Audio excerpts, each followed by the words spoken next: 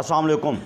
इरशाद रब्बानी है कि मैंने मोमनों पे एहसान किया, यानी अल्लाह पाक का मोमनों पे एहसान है क्योंकि उन्हीं में से एक नबी भेजा, एक महबूब नबी भेजा। सार तेरी चहल पहल पे हज़ारों ईदें रबीउल अव्वल, सिवाय इबलीस के जहाँ में सभी तो खुशियाँ मना रहे हैं। आलम इस्लाम को जश्न ईद मिलादुन नबी सल्लल्लाहु अलैहि वसल्लम बहुत बहुत मुबारक।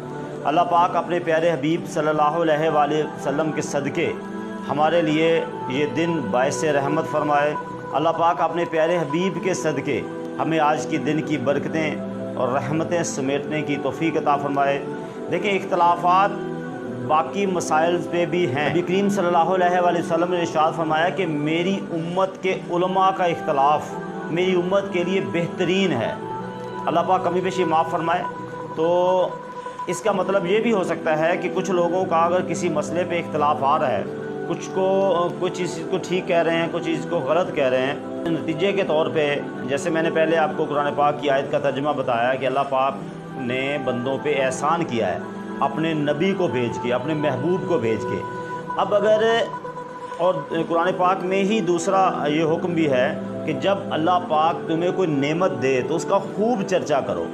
अब उलमाए कराम बेहतर बता सकते हैं, मुफस्सिरीन बता सकते हैं कि इसका मतलब क्या है, लेकिन जो हमारी समझ में आता है, जो हमारी अक्ल में आता है, तो यही है कि जब भी अल्लाह पाक किसी को कोई नेमत दे तो उसका शुक्र अदा करें, उसका चर्चा करें, बल्कि लोगों को बताएं कि मालिक कायनात ने मुझे इस नेमत से नवाजा है। तो जब हमें हज़ूर सल्लल्लाहु अलैहि वसल्लम की सूरत में एक नेमत अता हुई, एक रहमत अता हुई, और एक ऐसी रहमत जिस पे मालिक कायनात फरमा रहा है कि मैंने मोमनों पे एहसान किया है। अल्लाह पाक ने हमें नाक, कान, आँख, दुनिया की दौलत, दीन की दौलत, औलाद, सेहत, हर चीज़ अता की, लेकिन एहसान का ज़िक्र नहीं किया। जब हम अपनी बॉडी की तरफ देखते हैं तो हमें ऐसी चीज़ें अल्लाह पाक ने अता की हैं जिसका अल्टरनेट अगर हमें बीमारी की सूरत में डॉक्टर के पास जाना पड़ता है तो वो करोड़ों में उसका अल्टरनेट है, लेकिन मालिक की कायनात ने हमें वो मुफ्त चीज़ें अता की हैं। मैं एक जगह पढ़ रहा था कि हमें ऑक्सीजन, डॉक्टर से जब ऑक्सीजन लेना पड़ती है तो वो एक रात के चार्जेस तकरीबन 7-8 हज़ार से 10,000 रुपये के करीब बनते हैं हमें ऑक्सीजन लेने के, जबकि मालिक कायनात हमें वही ऑक्सीजन 24 घंटे फ्री ऑफ कॉस्ट अता करते हैं।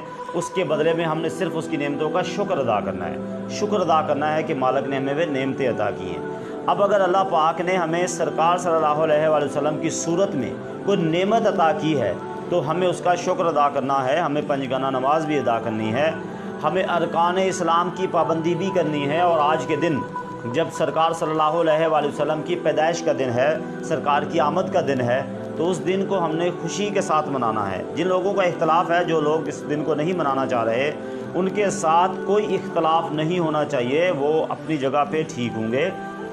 सरकार से मोहब्बत हर शख्स को है। अगर हम ये कहें कि इस शख्स को या इस आदमी को हज़ूर सल्लल्लाहु अलैहि वसल्लम से मोहब्बत नहीं है तो ये हमारा गलत तरीका है, हमें समझने में गलती लग रही है। जबकि मालिक कायनात ने सरकार सल्लल्लाहु अलैहि वसल्लम की मोहब्बत को फ़र्ज़ करार दिया है। जिसने सरकार से मोहब्बत की उसने ही अल्लाह से मोहब्बत की, यानी जिसने सरकार की अताअत की उसने गोया अल्लाह की अताअत की। तो सब लोग सरकार सल्लल्लाहु अलैहि वसल्लम से मोहब्बत करते हैं, किसी फ़िरके का कोई इख्तलाफ नहीं है।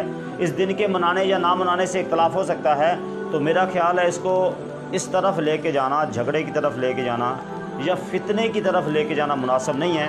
जिसको लगता है कि दिन मनाना चाहिए वो मनाएं, जिसको लगता है दिन नहीं मनाना चाहिए वो बेशक नहीं मनाएं।